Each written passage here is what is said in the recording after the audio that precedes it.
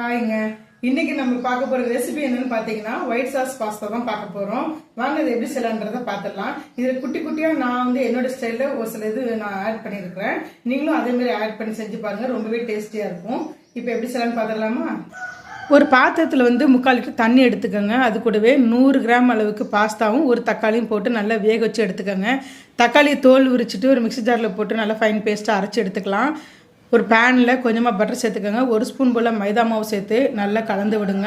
இது கொஞ்சம் நேரம் வேகட்டும். வெந்ததுக்கப்புறமா நான் 200 ml போல் காய்ச்சி ஆற வச்ச பாலை சேர்த்துருக்கேங்க. இதை மைதா மாவு கட்டி இல்லாமல் நல்லா கரைச்சி விடுங்க.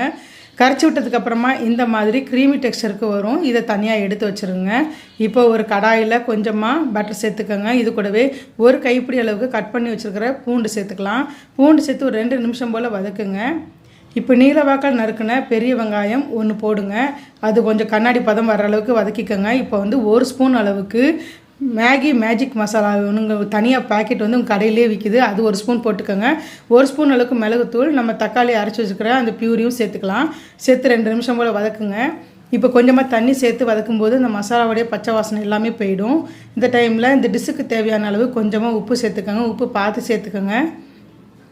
உப்பு சேர்த்துக்கிட்டதுக்கப்புறமா நம்ம ஏற்கனவே வேக வச்சுருக்கிற பாஸ்தாவையும் சேர்த்துக்கலாம். சேர்த்து ஒரு 2 நிமிஷம் போல் கிளறுங்க. கிளறினதுக்கப்புறமா கொஞ்சமாக டொமேட்டோ சாஸ், கொஞ்சமாக ஆரிகானோ சேர்த்துக்கோங்க. அது கூடவே கொஞ்சமாக சில்லி ஃப்ளேக்ஸும் சேர்த்துக்கோங்க. சேர்த்து ஒரு கிளறிட்டு நம்ம ஏற்கனவே ரெடி பண்ணி வச்சுருக்கிற அந்த ஒயிட் சாஸையும் சேர்த்துக்கோங்க. அவ்வளோதாங்க, சூப்பராக தயாராகிடுச்சு. இந்த ஒயிட் சாஸ் ஊற்றுனதுக்கப்புறமா ரொம்ப நேரம் கிளறாதீங்க, ரொம்ப கட்டியாகிடும். அதனால் அந்த மிக்ஸ் ஆகிற அளவுக்கு கிளறினா போதும். சிம்மில் வச்சுக்கோங்க. அவ்வளோதான், ஸ்டவ் ஆஃப் பண்ணிவிட்டு பிள்ளைங்களுக்கு பரிமாறி கொடுங்க. ரொம்பவே டேஸ்டியாக இருக்கும். நீங்களும் ட்ரை பண்ணி பாருங்கள். எப்படி வந்துச்சுன்னு கமெண்ட் செக்ஷனில் சொல்லுங்கள். ரெசிபி பிடிச்சா லைக் பண்ணுங்கள், ஷேர் பண்ணுங்கள். நம்ம சேனலை சப்ஸ்கிரைப் பண்ணி சப்போர்ட் பண்ணுங்கள். இன்னொரு சூப்பரான வீடியோவில் பார்க்கலாம். பாய்.